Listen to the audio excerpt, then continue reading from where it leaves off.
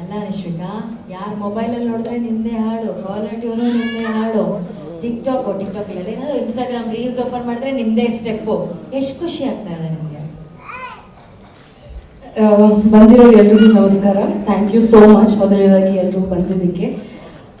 ತುಂಬ ಖುಷಿ ಆಗುತ್ತೆ. ಪ್ರತಿಯೊಂದು ಸಾಂಗ್ ನನಗೆ ಬಂದಾಗ ಎಷ್ಟು ಎಫರ್ಟ್ ಹಾಕಿ ಮಾಡ್ತೀವೋ ಆ ಸಾಂಗ್ ಇಷ್ಟು ಪ್ರೀತಿ ತೋರಿಸಿದಾಗ ಅದು ಸಕ್ಸಸ್ ಸಿಗೋದು. ನಾನೇನು ಒಂದೆರಡು ಹೆಜ್ಜೆ ಹಾಕ್ತೀನಿ, ಅದನ್ನ ಇವತ್ತು ರೀಕ್ರಿಯೇಟ್ ಮಾಡ್ತಾರೆ ಎಲ್ಲೋದ್ರು.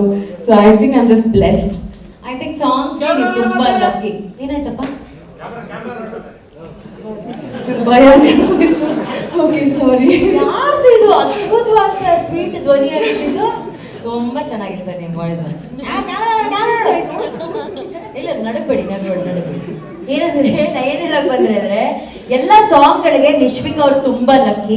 ಈ ಹಿಂದೆ ಮಾಡಿದಂತ ಸಾಂಗ್ ಸಿಕ್ಕಾಪಟ್ಟೆ ವೈರಲ್. ಅದು ಅದೇ ನಾನು ನಿನ್ನೆ ಹೋಗ್ತಿದ್ದು ಇಲ್ಲಿವರೆಗೂ ಮಾಡಿದೆ. ಈಗ ರಾಮ ರಾಮ ರಾಮ ರಾಮ ಮಾಡ್ತಾ ಇದ್ದೀರಾ. ಸೊ ನಿಮ್ಗೆ ಡಾನ್ಸ್ ಅಂದ್ರೆ ತುಂಬಾ ಇಷ್ಟ ನಿಮ್ಗೆ? ಹುಚ್ಚು ನನಗೆ ಡಾನ್ಸ್ ಅಂದ್ರೆ. ಪ್ರೀತಿ ಕಾಣಿಸ್ತದೆ. ನೀವು ಕುಣಿಯೋದಲ್ಲೇ ಸೆಟ್ ಅಲ್ಲಿ ಇರೋರ್ಗೆಲ್ಲರಿಗೂ ಕುಡ್ಸಿದ್ರೆ ನಮ್ಮ ಟೆಕ್ನಿಕ್ ಅಲ್ವಾ? ನಾನು ಎಷ್ಟು ಮಾಡ್ತಿದ್ದೀನಿ ನನ್ನೇ ಎಷ್ಟು ನೋಡ್ತಾರೆ. ಅವರು ಸ್ವಲ್ಪ ಪಂಪ್ ಶೇಕ್ ಎಲ್ಲ ಮಾಡಿದ್ರೆ ಚೆನ್ನಾಗಿ.